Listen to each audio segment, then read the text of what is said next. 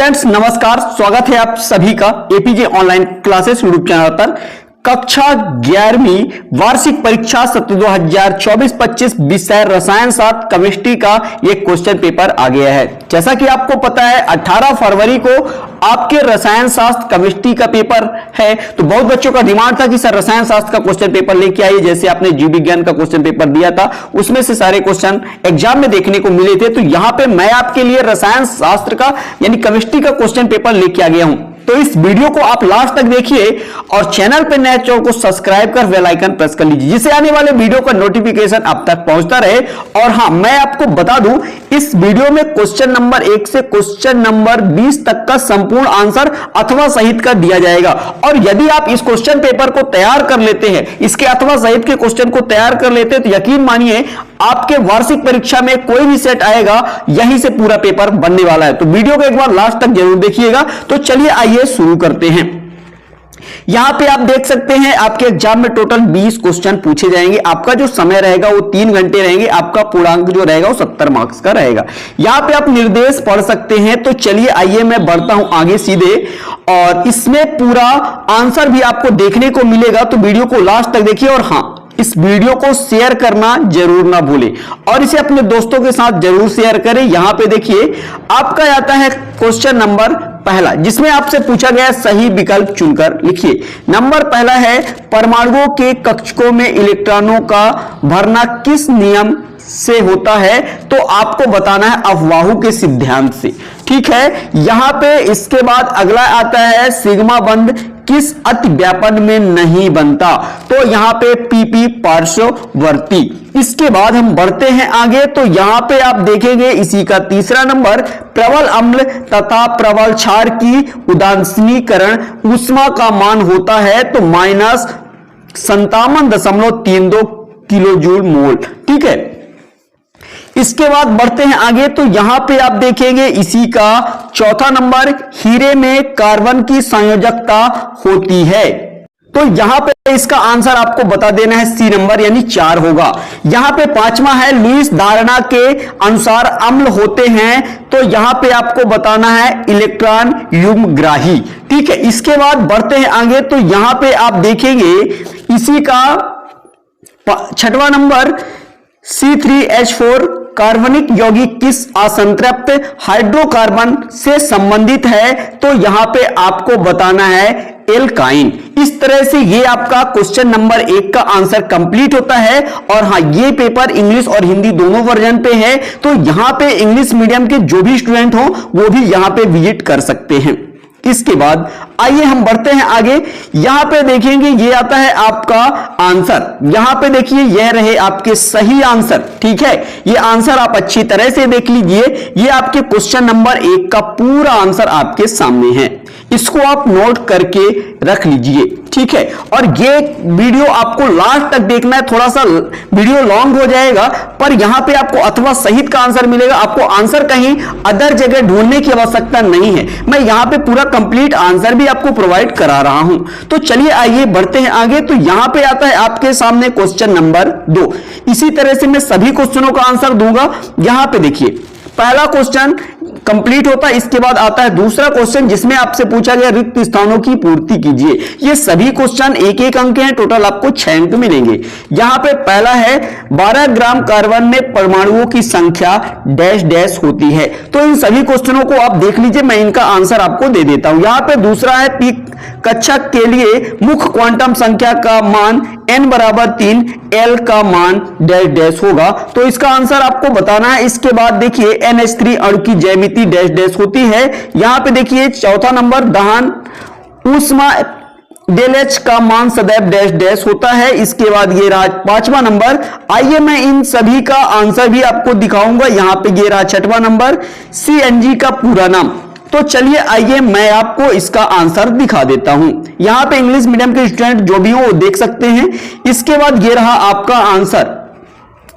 पहले नंबर में आपको भरना था 6.2 0.22 इंटू 10 के पावर 23 अवोगाड्रो संख्या। इसके बाद दूसरे नंबर में आपको 1 भरना था, ये दूसरे नंबर क्वेश्चन का पूरा आंसर है। और यहां पे देखिए इसी का तीसरा नंबर त्रिकोणमिति पिरामिडीय, ये आपको लिख देना है। इसके बाद चौथे नंबर में आपको भरना हमेशा ऋणात्मक होता है। इसके बाद यहां पे देखिएगा 5वें नंबर में आपको भरना था काला यानी ब्लैक, इंग्लिश वाले भी आप देख सकते हैं इंग्लिश।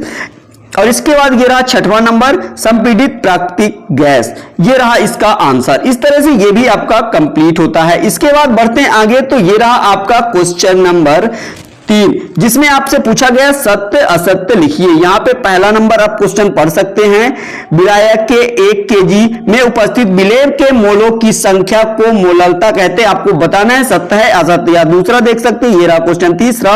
चौथा यहां पे देखिए ये रहा क्वेश्चन नंबर 5वां और ये 6वां। चलिए आइए मैं आपको इसका आंसर दिखा देता हूं। तो यहां पे देखिए ये रहा आपके क्वेश्चन नंबर 3 का आंसर। पहला नंबर जो आपका है वो सत्य है, दूसरा भी सत्य है, तीसरा नंबर यहां पे असत्य है, ठीक है। इसके बाद बढ़ते हैं आगे, तो यहां पे देखिए आपका जो चौथा नंबर है वो सत्य है, 5वां नंबर असत्य है। इसके बाद ये आपका जो 6वां है वो भी सत्य है। इस तरह से ये आपका कंप्लीट होता है। इसके बाद बढ़ते हैं आगे, तो यहां पे आपको देखने को मिलेगा सही जोड़ी मिलाइए। यहां पे देखिए आपको सही जोड़ी मिलाना है। यहां पे जैसे पहले न्यूट्रॉन दिया है, डेल जी दिया है, नाइट्रोजन का आकलन। इसके बाद यहां पे चौथा नंबर देख लीजिए एल्केन एल्कीन एल्काइन बनाने की विधि। और यहां पे 5वां नंबर है मेथेन नहीं बनाता। तो आइए मैं आपको इनका सबका आंसर दिखा देता हूं। तो यहां पे देखिए इसका पूरा आंसर कवर किया गया है। यहां पे ये सही जोड़ी इस प्रकार से बनेंगे। न्यूट्रॉन का आपका हो जाएगा चैडविक, और दूसरा नंबर जो डेल जी दिया था, एजी दिया था, ये हो जाएगा लेंसिंग परीक्षण। इसके बाद देखिए तीसरा है नाइट्रोजन का आकलन, तो ये आपका डी नंबर हो जाएगा। इसके बाद यहां पे आप देखेंगे जो चौथे का आंसर हो जाएगा वो आपका बी नंबर हो जाएगा। इसके बाद 5वें का आंसर हो जाएगा ई नंबर। इसके बाद इस तरह से ये आपका कंप्लीट होता है। यहां पे आप देख लीजिए, ठीक है, इस तरह से ये आपका पूरा होता है। इसके बाद बढ़ते हैं आगे, यहां पे देखिए ये रहा आपका क्वेश्चन नंबर 5, जिसमें आपसे एक शब्द या एक वाक्य में उत्तर पूछा गया है। यहां पे आप सभी क्वेश्चनों को देख लीजिए। सर्वाधिक विद्युत ऋणी तत्व का नाम लिखिए। यहां पे आपको इसका आंसर मैं आपको दिखाऊंगा। इसके बाद यहां देखिए ताप बढ़ाने के साथ द्रव्य में गैसों की विलेयता पर क्या प्रभाव पड़ता है। इसके बाद देखिए तीसरा नंबर OF2 में O की ऑक्सीकरण अवस्था लिखिए। यहां पे तेल और पानी का पृथक्करण किस उपकरण द्वारा किया जाता है। यहां पे देखिए इसी का 5वां है एल्केन में C1H व C1C की आवंध लंबाई pH में लिखिए। चलिए आइए मैं आपको इन सभी क्वेश्चनों का आंसर दिखा देता हूं। यहां पे आप क्वेश्चन नंबर 6 भी देख सकते हैं। ये रहा क्वेश्चन नंबर 6, यहां पे इसका भी आंसर आपको मिल जाएगा। चलिए यहां पे आप सबसे पहले ये क्वेश्चन नंबर 5 का आंसर देखिए। पहले आपको 5वें के पहले में भरना है फ्लोरीन, और दूसरे में भरना है गैसों की विलेयता घटती है, और तीसरे में +2 आपको भरना है। इसके बाद 5वें पे भरना है आपको पृथक, चौथे में आपको भरना पृथक्करण कीप, और यहां पे 5वें में आपको भरना है CH का जो हो जाएगा 109 pm और CC का हो जाएगा 154 pm। इस तरह से आपके क्वेश्चन नंबर 5 का आंसर कंप्लीट होता है। इसके बाद हम बढ़ते हैं आगे, तो ये है आपका क्वेश्चन नंबर 6। यहां पे आप देख लीजिए दिए गए यौगिकों के मोलर द्रव्यमान, यहां पे H2O यानी पानी यहां पे होता है 18 ग्राम प्रति मोल। इसके बाद इसी का दूसरा पॉइंट दिया हुआ था CO2 कार्बन डाइऑक्साइड यानी 44 ग्राम प्रति मोल। इसके बाद NaCl सोडियम क्लोराइड, इसका दिया हुआ है 58.5 ग्राम प्रति मोल, ठीक है। इसके बाद बढ़ते हैं आगे, तो यहां पे CH4 यानी मीथेन 16 ग्राम प्रति मोल। इस तरह से ये आपके क्वेश्चन नंबर 6 का आंसर कंप्लीट होता है। इसी का अथवा भी आप देख सकते हैं। ये रहा इसके पूरे अथवा का आंसर। यहां पे इसका ये पहला पॉइंट दिया है माइक्रो यानी म्यू बराबर हो जाएगा 10 की पावर -6 और मिली एम बराबर हो जाएगा 10 की पावर -3। इस तरह से ये रहा मेगा एम बराबर 10 की पावर 6 हो जाएगा और गीगा जी बराबर हो जाएगा 10 की पावर 9। इस तरह से ये भी आपका कंप्लीट होता है। इसके बाद बढ़ते हैं आगे, तो यहां पे आता है आपका क्वेश्चन नंबर 7, हुंड का नियम लिखिए और इसी का अथवा है अपवाहु का सिद्धांत लिखिए। इसका क्वेश्चन नंबर 8 है। चलिए आइए मैं आपको 7 नंबर से 9 नंबर का आंसर एक साथ दिखाने वाला हूं। तो यहां पे आप पहले क्वेश्चन देख लीजिए। यहां पे आपसे पूछा गया है हुंड का नियम, अपवाहु का सिद्धांत। यहां पे 8वां है, किसी तत्व की द्वितीय इलेक्ट्रॉन लब्धि एंथैल्पी धनात्मक होती है, क्यों? कारण लिखिए। आइए इसके बाद हम बढ़ते आगे। इसका अथवा दिया है नाइट्रोजन एवं ऑक्सीजन में से किसकी आयनन ऊर्जा अधिक है और क्यों। इसके बाद ये रहा क्वेश्चन नंबर 9, ऊष्मागतिकी का प्रथम नियम गणितीय व्याख्या सहित लिखिए। ये आपके क्वेश्चन सभी 2-2 अंकों के हैं। ये इसका अथवा है 9वें का, एंट्रोपी को परिभाषित कीजिए, इसकी भौतिक सार्थकता लिखिए। आइए मैं आपको इन सभी क्वेश्चनों का आंसर दिखा देता हूं। यहां पे आप देखते हैं क्वेश्चन नंबर 7 हुंड का नियम पूछा गया था, तो यहां पे आप हुंड का नियम लिख सकते हैं, इसका स्क्रीनशॉट कर लीजिए। इसके बाद इसी का अथवा अपवाहु का सिद्धांत पूछा गया था, तो यहां पे इसका भी स्क्रीनशॉट कर लीजिए। इसके बाद हम बढ़ते हैं आगे, तो ये रहा क्वेश्चन नंबर आपका 8, द्वितीय इलेक्ट्रॉन लब्धि एंथैल्पी धनात्मक क्यों होती है। तो इसका आंसर आप स्क्रीनशॉट कर लीजिए, इसको भी नोट करिए। इसके बाद आइए बढ़ते हैं आगे, तो यहां पे मिलता है आपको इसका अथवा नाइट्रोजन एवं ऑक्सीजन में से किसकी आयनन ऊर्जा अधिक होती है और क्यों। इसका भी आंसर आप स्क्रीनशॉट कर लीजिए। आइए बढ़ते हैं आगे। इसके बाद नेक्स्ट क्वेश्चन आता है आपका क्वेश्चन नंबर 9, ऊष्मागतिकी का प्रथम नियम लिखिए। तो इसका भी आंसर आप स्क्रीनशॉट कर सकते हैं। और रही बात इसके गणितीय व्याख्या की, तो यह है इसका गणितीय व्याख्या कुछ इस तरह से, इसका भी स्क्रीनशॉट कर लीजिए। इसके बाद इसी का अथवा दिया हुआ था एंट्रोपी की परिभाषा और भौतिक सार्थकता। इसका भी एंट्रोपी की परिभाषा आप नोट कर लीजिए और यहां पे भौतिक सार्थकता यहां पे आपके सामने दिया हुआ है।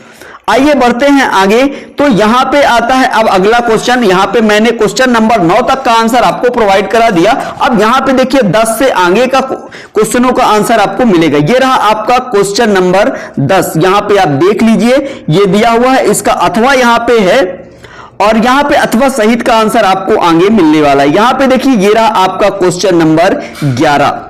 यहां पे क्वेश्चन नंबर 11 दिया गया है, इसका अथवा देख लीजिए, पीएच स्केल को परिभाषित कीजिए व गणितीय व्यंजक लिखिए, साथ ही अम्ल व क्षार का परास लिखिए। चलिए आइए मैं आपको क्वेश्चन नंबर 10 और 11 का आंसर दिखा देता हूं। यह रहा क्वेश्चन नंबर 10, दिए गए समीकरण के लिए साम्य व्यंजक। यहां पे ये व्यंजक इस तरह से आपको लिख लेना है, ठीक है।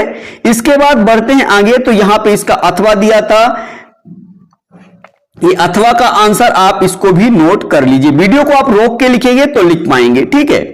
इसके बाद इस तरह से ये आपका कंप्लीट होता है। इसके बाद आता है क्वेश्चन नंबर 11। ये रहा आपके क्वेश्चन नंबर 11 का आंसर। यहां पे देखिए, इसके बाद इसका उदाहरण भी यहां पे दिया गया है, इसका भी स्क्रीनशॉट कर लीजिए। इसके बाद ये रहा आगे, इस तरह से ये कंप्लीट। इसके बाद इसका अथवा देखेंगे क्वेश्चन नंबर 11 का, पीएच स्केल की परिभाषा और गणितीय व्यंजन। ये स्केल की परिभाषा पीएच और इसके बाद इसका गणितीय व्यंजन यहां पे दिया गया है। तो इस तरह से ये भी आपका कंप्लीट होता है। इसके बाद बढ़ते हैं आगे, तो यहां पे देखिए क्वेश्चन नंबर आपका 12 है। यहां पे कुछ नाम दिए गए हैं जिनका आयुपेशी नाम लिखना है, ठीक है। तो यहां पे कुछ सूत्र दिए गए हैं, इनका आयुपेशी नाम लिखना है। तो चलिए आइए मैं आपको इनका आंसर भी दिखाऊंगा। यहां पे देखिए, यहां पे इसका अथवा है कार्बनिक यौगिक में उपस्थित सल्फर का कोई एक लेसेंग परीक्षण समीकरण लिखिए। इसका अथवा है सीमांत अभिकर्मक को परिभाषित कीजिए। इसका अथवा क्वेश्चन है मोल अंश की परिभाषा। चलिए आइए मैं आपको क्वेश्चन नंबर 12 और 13 का आंसर एक साथ प्रोवाइड करा देता हूं। यहां पे देखिए, ये रहा आपके क्वेश्चन नंबर 12 का आंसर। यहां पे आयुपेशी नामकरण पूछा गया था, तो यहां पे देखिए इसका ए नंबर का आंसर आपको लिखना है एथेनोइक अम्ल। इस तरह से ये रहा। इसके बाद इसका बी नंबर प्रोपेनोन एसीटोन, ठीक है। इस तरह से आपको लिखना है। इसके बाद देखिए एथेनॉल, और इसके बाद डी नंबर में ये आप देख लीजिए। इसके बाद बढ़ते आगे तो इसी का अथवा आता है कार्बनिक यौगिक में उपस्थित सल्फर का लैंसेंगे परीक्षण कीजिए। इसके बाद इसका भी आंसर नोट कर लीजिए। इसके बाद ये रहा इसका समीकरण, इसका भी स्क्रीनशॉट कर लीजिए। इस तरह से ये आपका कंप्लीट होता है। इसके बाद आता है क्वेश्चन नंबर 13, सीमांत अभिकर्मक की परिभाषा। यहां पे इंग्लिश और हिंदी दोनों में दिया गया है। यहां पे इसका आंसर नोट कर लीजिए। सीमांत अभिकर्मक की परिभाषा ये रहा और इसका उदाहरण यहां पे दिया गया है। इसके बाद बढ़ते हैं आगे तो यहां पे इसका अथवा दिया गया था मोल अंश की परिभाषा, तो यहां पे इसका स्क्रीनशॉट कर लीजिए। इसकी गणितीय व्याख्या भी यहां पे किया गया है। गणितीय व्यंजन ये रहा। इसके बाद बढ़ते हैं आगे तो ये रहा आपका क्वेश्चन नंबर 14, आधुनिक आवर्त नियम लिखिए तथा आधुनिक आवर्त सारणी बनाकर 1 से 10 तत्वों के प्रतीक सहित उनमें लिखिए। चलिए यहां पे मैं आपको इसका सारा आंसर दिखाऊंगा। इसका अथवा क्वेश्चन देख लीजिए, आनंद एंथैल्पी को परिभाषित कीजिए। आवर्त व वर्ग में परिवर्तन किस प्रकार होता है, कारण सहित लिखिए। यहां पे क्वेश्चन नंबर आपका 15 है, सीपी एवं सीवी में संबंध स्थापित कीजिए। यहां पे क्वेश्चन इसी का अथवा आप देख लीजिए, सिद्ध कीजिए। यहां पे सिद्ध करना है। इसके बाद आइए मैं आपको क्वेश्चन नंबर 14 और 15 का आंसर दिखा देता हूं। आधुनिक आवर्त का नियम यहां पे देखिए, इसका आंसर आप नोट कर लीजिए। इसके बाद बढ़ते हैं आगे तो ये रहा आधुनिक आवर्त सारणी। आपको इस तरह से बनाना है, परमाणु क्रमांक, तत्व का नाम और प्रतीक। जैसे नंबर 1 में परमाणु क्रमांक 1 है, तत्व का नाम हाइड्रोजन है, प्रतीक क्या है, H है। Helium He, lithium Li, beryllium Be, boron B, carbon C, और यहां पे क्रमांक डाला हुआ है nitrogen N, oxygen O, fluorine F और नियान Ne। इस तरह से ये भी आपका कंप्लीट होता है। इसके बाद ये रहा इसी का अथवा आयनन एंथैल्पी, इसकी परिभाषा आपको लिखना था। इसके बाद आवर्त ये रहा और वर्ग परिवर्तन। आवर्त यहां पे आप देख लीजिए। इसके बाद वर्ग परिवर्तन मैं आपको दिखा देता हूं, ये उदाहरण है और ये वर्ग में इसका भी उदाहरण। इस तरह से ये भी आपका कंप्लीट होता है। इसके बाद बढ़ते आगे तो ये रहा क्वेश्चन नंबर 15, जिसमें आपसे पूछा गया सीपी और सीबी में के बीच संबंध स्थापित कीजिए। ये रहा आपके सीपी और सीबी में संबंध कुछ इस तरह से है। चलिए आइए बढ़ते आगे तो इस तरह से ये आपका सिद्ध कैसे करना था, तो यहां पे आप देख लीजिए। सिद्ध इस तरह से आपको करना है। यहां पे भी लिखा हुआ है, ध्यान दीजिएगा, ठीक है। इसके बाद बढ़ते हैं आगे तो ये इस तरह से सिद्ध होता है। इसके बाद बढ़ते हैं आगे तो इसी का अथवा आप देख लीजिए, ये भी आपको सिद्धि करना था। तो आइए मैं आपको इसका भी आंसर प्रोवाइड करा देता हूं। यहां पे ध्यान दीजिएगा, ये टी लिखा हुआ है, ठीक है। इसके बाद बढ़ते हैं आगे तो ये इस तरह से रहा और इसके बाद यहां पे इस तरह से आपको बता देना है। ये यू लिखा हुआ है, जो आपको नहीं समझ में आता मैं बता देता हूं। यहां पे ये आर लिखा हुआ है, सर्वाधिक गैस, आर नियतांक है, जैसा कि टी तापमान है, और यहां पे ये निष्कर्ष है। इसके बाद ये है आपका क्वेश्चन नंबर 16। यहां पे क्वेश्चन 16 देख सकते हैं, ऑक्सीकरण संख्या का निर्धारण कीजिए। चलिए आइए मैं इन सभी का आंसर आपको दिखाऊंगा। पहले आप क्वेश्चन देखिए, इसके बाद इसी का अथवा है 16 नंबर का, सिद्ध कीजिए कि निम्नलिखित रेडॉक्स अभिक्रियाएं, ये आपको सिद्ध करना है। चलिए आइए मैं आपको क्वेश्चन नंबर 16 का आंसर दिखा देता हूं। ऑक्सीकरण संख्या का निर्धारण इस तरह से आपको करना है। इसके बाद इसका समीकरण इस तरह से कुछ बनेगा। यहां पे आपको ध्यान देना है, ये 0 लिखा हुआ है, ठीक है। इसके बाद हम बढ़ते हैं आगे तो ये रहा इसका आंसर पूरा। इसके बाद आइए बढ़ते, ये इसी का दूसरा पॉइंट दिया हुआ था। इसके बाद ये रहा इसका आंसर आगे। इस तरह से ये भी आपका कंप्लीट होता है। यहां पे आप ध्यान दीजिएगा 6 लिखा हुआ है, ठीक है। इस तरह से ये भी आपका कंप्लीट होता है। इसके बाद यहां पे आगे बढ़ते, यहां पे आप ध्यान रखिएगा 0 लिखा हुआ है। इसके बाद ये रहा इस तरह से ये आपका कंप्लीट होता है। आगे बढ़ते हैं तो आएगा इसी का दूसरा रेडॉक्स अभिक्रिया का सत्यापन। यहां पे आप देख लीजिए पहला नंबर है ये। इसके बाद बढ़ते हैं आगे तो यहां पे आता है इसी का दूसरा नंबर, ऑक्सीकरण संख्या परिवर्तन। यहां पे आप देख लीजिए इसका निष्कर्ष। इस तरह से ये भी आपका कंप्लीट होता है। इसके बाद आता है क्वेश्चन नंबर आपका 17, जिसमें आपसे पूछा गया था सिग्मा व पाई बंध में कोई 4 अंतर लिखिए। आपके 4 अंकों का ध्यान रखिएगा, अच्छे तरह से तैयार कर लीजिए। हर एक सेट में ये क्वेश्चन पूछा गया है। यहां पे आप देख लीजिए इसी का अथवा है और इसके बाद ये रहा क्वेश्चन नंबर 18। चलिए आइए मैं आपको क्वेश्चन नंबर 17 और 18 और 19 का आंसर आपको दिखा देता हूं। यहां पे देख लीजिए, ये रहा 19 क्वेश्चन। यहां पे देखिए सिग्मा पाई बंध में अंतर, यहां पे आपको इसी तरह से अंतर कॉलम बनाकर लिखना, एक साइड सिग्मा बंध एक साइड पाई बंध। यहां पे देखिए ये रहा इसका दूसरा पॉइंट, ये आपको लिखना है। इसके बाद तीसरा पॉइंट ये लिखना है, चौथा पॉइंट यहां पे, और यहां पे देख लीजिए इसका अथवा यहां पे दिया गया है आवंधी आणविक कक्षक और प्रतिबंधी आणविक कक्षक में अंतर। इसका भी आप स्क्रीनशॉट कर लीजिए। यहां पे देखिए ऊर्जा स्तर इस तरह से लिखना है, स्थिरता, इलेक्ट्रॉन घनत्व, और इसके बाद आगे मैं दिखा देता हूं, ये रहा इसी का चौथा नंबर, ये निर्माण है। ठीक है, इस तरह से ये भी आपका कंप्लीट होता है। इसके बाद बढ़ते हैं आगे, तो यहां पे देखिए क्वेश्चन नंबर 18 है प्रेरणिक प्रभाव और इलेक्ट्रॉनिक मैरिक प्रभाव में अंतर। यहां पे देखिए इसका भी आप स्क्रीनशॉट कर लीजिए, परिभाषा, और इसके बाद दूसरा पॉइंट है स्थायित्व, और इसके बाद इसी का तीसरा पॉइंट है इलेक्ट्रॉन खिंचाव, इसके बाद ये चौथा नंबर है कारण, यहां पे आप देख सकते हैं। इसके बाद बढ़ते हैं आगे, तो आता है आपका इसी का अथवा नंबर। यहां पे देख लीजिए इसी का इसका आंसर इलेक्ट्रॉन स्नेही अभिकर्मक और नाभिक स्नेही अभिकर्मक, इसका भी आंसर पहले परिभाषा, चार्ज, इसके बाद बढ़ते आगे तो इसी का तीसरा नंबर उदाहरण, और चौथा अभिक्रिया स्थल। इस तरह से ये भी आपका कंप्लीट होता है। इसके बाद बढ़ते आगे तो मिलेगा आपको क्वेश्चन नंबर 19 संकरण, परिभाषा और शर्तें। ये रहा आपका परिभाषा और ये रहा आवश्यक शर्तें। इस तरह से ये भी कंप्लीट, और इसके बाद इसी का दूसरा पॉइंट है विभिन्न संकरणों की ज्यामिति और बंध कोण। यहां पे देखिए ये ज्यामिति, बंध कोण और संकरण प्रकार ये इस तरह से दिया हुआ है, आप इसका स्क्रीनशॉट कर लीजिए। इस तरह से ये भी कंप्लीट होता है। इसके बाद देखेंगे इसी का अथवा। ठीक है, यहां पे क्वेश्चन नंबर 19 का अथवा देख सकते हैं, ये रहा संयोजकता कोष इलेक्ट्रॉन युग्म प्रतिकर्षण सिद्धांत के प्रमुख 4 बिंदु लिखिए, और AB, AB2, AB3, AB4 अणु की ज्यामिति लिखिए। चलिए आइए हम बढ़ते हैं आगे, तो यहां पे मिलता है क्वेश्चन नंबर 20। इसमें 2 पॉइंट दिए हुए हैं, इन दोनों का आंसर आपको मैं दिखा दूंगा। इसमें यहां पे देखिए ए और बी भी दिए गए हैं, इनका भी सभी का आंसर आपको मिल जाएगा। तो चलिए आइए, ये रहा आपके क्वेश्चन नंबर 19 का अथवा। ठीक है, तो चलिए इसका स्क्रीनशॉट कर लीजिए, ये रहा इसका पूरा आंसर। इस तरह से ये भी आपका कंप्लीट होता है। इसके बाद बढ़ते हैं आगे, तो इसमें विभिन्न अणुओं की ज्यामिति आपको बनाना था। ए बी, जैसे कि मैंने बताया था, ए बी का ये रहा, और इसके बाद AB2 का यहां पे है, AB3 का यहां पे दिया हुआ है, AB4 का ये दिया हुआ है। इस तरह से ये भी आपका कंप्लीट होता है। इसके बाद इसी का आता है क्वेश्चन नंबर 20 हकल नियम। तो यहां पे देखिए ये इसका नियम है, इसके बाद इसकी कुछ शर्तें हैं। ठीक है, इसके बाद यहां पे तीसरा पॉइंट ये रहा, इसके बाद ये चौथा है, और इसका ये कुछ उदाहरण है।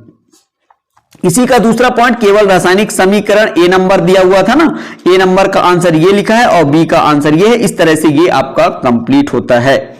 यहां पे देख सकते हैं बूटज अभिक्रिया दिया हुआ है। यहां पे देखिए इसी का अथवा 20 नंबर क्वेश्चन का अथवा आप देखेंगे तो ये रहा अथवा। ठीक है, आइए मैं आपको इसका भी आंसर दिखा देता हूं। ये रहा इसका आंसर, बूटज अभिक्रिया समीकरण सहित है। यहां पे आप समीकरण भी नोट कर सकते हैं। इसके बाद इसका उदाहरण यहां पे दिया हुआ है। इसके बाद ये रहा इसका दूसरा पॉइंट केवल रासायनिक समीकरण यहां पे। इसके बाद इसी का बी नंबर, और इस तरह से ये आपका कंप्लीट होता है। आशा करता हूं ये वीडियो आपको पसंद आया होगा। इस वीडियो को अपने दोस्तों के साथ अधिक से अधिक शेयर कीजिए, और चैनल पे नए चैनल को सब्सक्राइब कर बेल आइकन प्रेस कर, जिससे आने वाले वीडियो का नोटिफिकेशन आप तक पहुंचता रहे। चलते नेक्स्ट मिलेंगे, तब तक के लिए जय हिंद, जय Bharat, thank you, best of luck.